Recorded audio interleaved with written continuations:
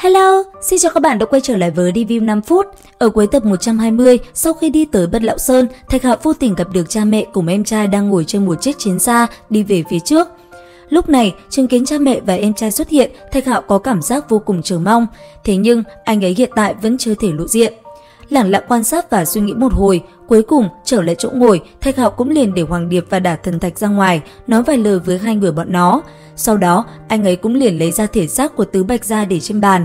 Thấy thế, Đả Thần Thạch cũng liền đi xuống xem thử, sau đó nó cũng liền nói với Thạch Hạo một vài biện pháp để làm Tứ Bạch tỉnh lại. Nghe vậy, Thạch Hạo cũng hiểu được một chút, cẩn thận suy nghĩ một hồi, anh ấy quyết định sẽ tới xem cuộc chiến của những thiên tài trẻ tuổi thượng giới. Còn Tân Hạo cùng vợ chồng Thạch Tử Lăng trên các chiến xa tiến về một tòa thành lớn, ba người cũng đang trò chuyện hết sức sôi nổi. Đứng cách đó không xa, Thạch Hạo hòa vào đám đông, lẳng lặng quan sát cha mẹ cùng em trai. Thạch Hạo chỉ mong có một ngày gia đình một lần nữa đoàn tụ. Và cũng bởi Thạch Hạo ở rất gần, vì thế trên xe ngựa, bất chợt Tân Hạo liền cảm giác được sự quen thuộc tới từ anh trai, cậu ấy cũng liền quay người lại. Lúc này, bóng dáng Thạch Hạo đã biến mất, thay vào đó, Tân Hạo chỉ nhìn thấy một người có hình bóng giống như anh trai mình mà thôi. Xoay người về vị trí cũ, Tân Hạo như lặng đi, ánh mắt cậu ấy cũng có một chút cảm giác lạ. Dường như cậu ấy có cảm giác một người thân đang ở rất gần. Thời gian trôi qua, những thiên tài trẻ tuổi đều đã tới.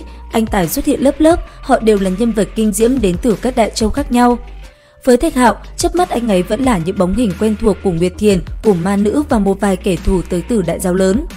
Lúc này, sau một đoạn thời gian chờ đợi, bí cảnh Thiên Nguyên cuối cùng cũng mở ra. Ở phía xa, Thạch Hạo vẫn lẳng lặng quan sát. Xung quanh anh ấy, rất nhiều người cũng đã đi tới đây quan sát. Trên cái chuyện này, Thạch Hạo cũng liền có những tính toán. Còn phía xa, khi bí cảnh Thiên Nguyên mở ra, những vị thiên tài tới từ thượng giới bọn họ cũng lần lượt bước vào bên trong. Khi Thạch Hạo hướng ánh mắt về phía trước, anh ấy đột nhiên cảm nhận được người kia có chút gì đó rất thân quen. Theo suy đoán của Thạch Hạo, có lẽ vị thiếu niên trẻ tuổi kia lại chính là Gia Gia của mình. Dường như ông đang muốn tiến vào bí cảnh. Thế nhưng khi Thạch Hạo lấy ra con mắt trùng đồng quan sát, ngay cả nó cũng không thể nhìn thấu. Bởi vậy, một cảm giác nghi hoặc bất chợt xuất hiện. Và cũng trong lúc đó, cách Thạch Hạo không xa, trên người đám thiên kiêu trẻ tuổi tới từ thượng giới, rốt cuộc cũng phát sinh biến hóa. Lúc này, trên người bọn họ được bao trùm bởi một luồng ánh sáng rực rỡ. Ở vị trí trung tâm, một vị lão nhân cũng liền xuất hiện. Trước mặt ông, những chiếc nanh bạc nó cũng liền chậm rãi bay về phía từng người. Rất nhanh, cầm nó trên tay, mọi người ánh mắt liền có chút kinh ngạc, bởi vì đây chính là thứ quyết định họ sẽ cùng với ai trở thành một đội. Lúc này, bên trong bánh vàng đang bao phủ, ánh mắt mọi người có chút bất ngờ nhìn về phía của nhau, dường như họ đã biết được đồng đội của mình. Bởi vậy, tất cả đều lặng yên quan sát và tìm hiểu về người bạn đồng hành của mình trong cuộc tỉ thí quan trọng này. Ở phía dưới, chứng kiến sự kiện vừa phát sinh, Thạch Hạo vẫn lẳng lặng suy nghĩ, có lẽ anh ấy đã tìm hiểu được một điều gì đó. Thời gian trôi qua, sau một hồi chờ đợi, rốt cuộc tất cả đã xuất phát.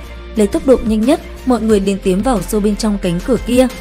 Ở phía sau, Thạch Hạo chờ đám người kia đi hết. Sau đó, anh ấy cũng liền hòa vào đám đông và tiến vào bên trong bí cảnh.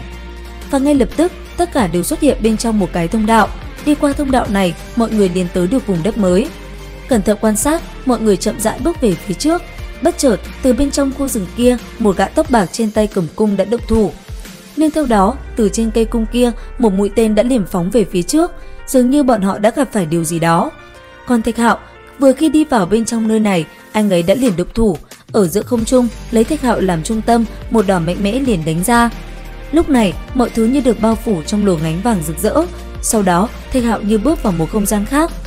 Trong khoảnh khắc này đây, Thạch Hạo toàn thân đều được bao phủ bởi ánh lửa đỏ rực, thế nhưng anh ấy vẫn lặng lẽ tiến về phía trước.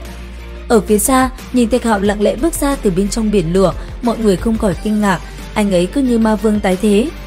Cứ thế, Thạch Hạo chậm rãi bước về phía trước, mặc cho hỏa diễm không ngừng bao vây xung quanh mình.